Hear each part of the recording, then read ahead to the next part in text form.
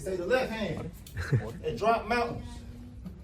They say the right hand, be slaying dragons.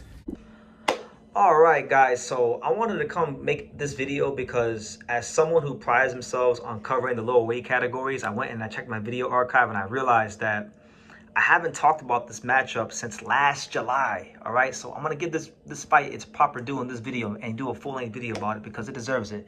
You know, it's gonna be a 3-belt unification fight: WBC belt, WBO belt, WBA belt, all on the line. Super flyweight division. The winner of this fight could be potentially fighting for undisputed in the next fight against the winner of Kenshiro Taraji and Walter Garcia. And this matchup will feature pound-for-pound superstar Jesse Bam Rodriguez and the rugged, formidable, dangerous champion Fernando Puma Martinez. Undefeated versus undefeated. There's nothing to really hate on. So we'll start with Bam Rodriguez because, you know, he's a guy that a lot of boxing fans already have top 5 pound-for-pound.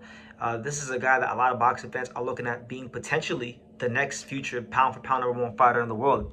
There's that many people that regard him that highly, and for good reason. You know, he's looked great against a lot of great names, but for my money, honestly, guys, I think this will be the toughest fight of his career to date. You know, with all due respect to all the guys he's fought, like Bam beat Kofu easy. I thought Kofu would come and fight better than he did. Kofu came with a very weird game plan and pretty much didn't really try to win the fight. He tried to survive and conceded the middle of the ring to Bam.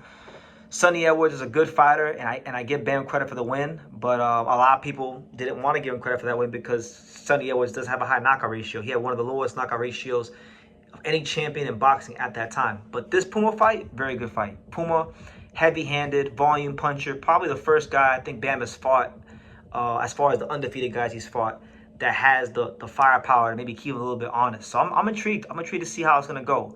Bam Rodriguez has a 2-inch height advantage and a 3-inch reach advantage. So I think this is a fight, when I look at the style of Puma Martinez, this is a fight where I think Bam is going to have a great chance to show his boxing skills off a bit more. You know, the last fight against Kofu, he showed his ability to cut off the ring more because of how Kofu fought, because of how cautious Kofu fought. It forced Bam to fight in that manner, you know. But this time, I think with the guy like Puma Martinez, who fights in the high guard, who comes forward, who likes to throw the overhand right and things like that, I think Bam keeping on the end of his punches and then using that range to angle off on him, those are gonna be some of the things you see from Bam Rodriguez in the fight. So it's no avoiding there. Now, going to Puma Martinez, this is a guy that you know, he has a lot to fight for in this fight because he did an interview recently and he had revealed that, you know, some of his family members passed away in the recent years, and he's frustrated because, you know, he worked hard all these years to become champion, and a lot of key people in his family passed away and they weren't able to live to see his success, and, you know, that's it's really unfortunate. You know, I hope, you know, that's one of my worst fears, that, you know, one day I get so successful and, you know, my dad, God forbid, or people that I really care about that I want around when I'm successful when I'm to the level of success I want to be, you know, I want them to see it. So I get where he's coming from, but all that stuff aside, you know, Puma Martinez is a guy that really and truthfully, I think, like I said, I think he has a chance to be the Bam's toughest fight. Bam, for all the accolades and the praise he does get, and by the way, he deserves it because he's beat some really good fighters, but, you know, he doesn't come without vulnerabilities. You look at the fight against a shot-to-pieces guy with Estrada. Even a shot-to-pieces guy with Estrada still dropped the Bam in that fight. Christian Gonzalez, awkward Mexican fighter, broke his jaw. So that being said, because Bam is not afraid to go in there and exchange and be that bad motherfucker that he says he is, he has his vulnerabilities. When he fought Israel Gonzalez, a rangy, experienced fighter, you know, he didn't look the best in that fight. He even got deducted a point. So my thing is, like I said, Bam has been beating guys easy, and he might blow Puma Martinez out. I could see a scenario where he blows him out, but I think people are overlooking the vulnerabilities he has. I think a lot of boxing fans, especially fans of the lower weight categories, are so eager to find a superstar, and Bam has been probably, he's outside of Inoue and I guess Junto and Kenshiro and those guys from Japan, but like he's been one of, if not the biggest star, especially for American boxing, of the lighter weight category. So They're crowning him. The zone's been putting him on everybody's TV screens, and he's been kicking ass. But like I said, he does have a lot of vulnerabilities, and I fully expect in this fight that Puma Martinez is going to showcase some of those vulnerabilities that Bam has. And listen, if he's not careful, if he stays in that pocket for too long, if he pulls straight, if he goes in the pocket and pulls straight out like he does at times, don't be surprised if Puma catch him with something big and potentially hurt him. And you know, you never know. But ultimately, look, I think Bam is a great fighter. I think Puma's a very good fighter. I think Bam is a great fighter.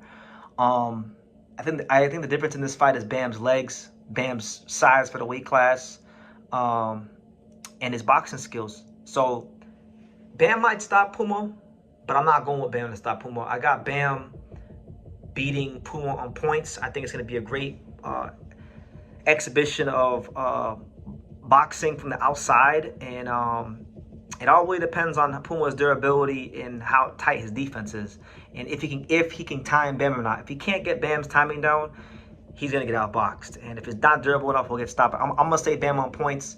I think Bam wins this fight like 117, 111, something like that. And then I think Kenshiro Taraji will win with Waldo Garcia and become the IBF champion. And I think, you know, the powers that be will have a decision to make on their hands. You know, do they want Bam to go to 118 to bantamweight as they originally planned, because he can go up there and fight for another world title and be what would that be, like a 3 or 4 division champion, because he's been champion of what, 112, 115, so a chance for him to be a 3 division champion, I think.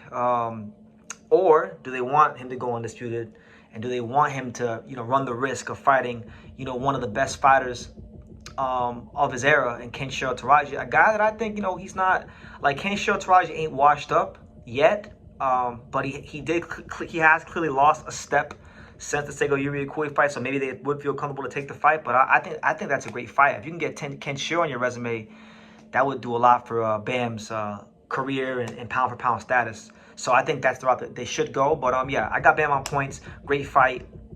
I think Puma has all the attributes to give Bam the hardest fight of his career. And if Bam is not careful, if Bam's vulnerabilities show up a little bit too much, if he gets out of line, well then damn it, you might have the Argentine with 2 of the belts. So it's a very interesting fight, but I got Bam on points. Leave your comments down below. Make sure you guys take the time to subscribe. Like I say in every single one of these videos, you can love me or you can hate me, but I'm just a kid from Dang It. So until next time, take care. Thank you for watching True School Sports. Thank you for watching another video on the untouchable True School Sports empire, the home of boxing. We're on the road to 100,000 subscribers, guys. So help us keep being great. Help us keep pushing out that real boxing content for the fine folks all around the world. And make sure you jab, you hook, you Mike Tyson, you Mayweather that subscribe button. Pops, show them how do they gotta hit the subscribe button.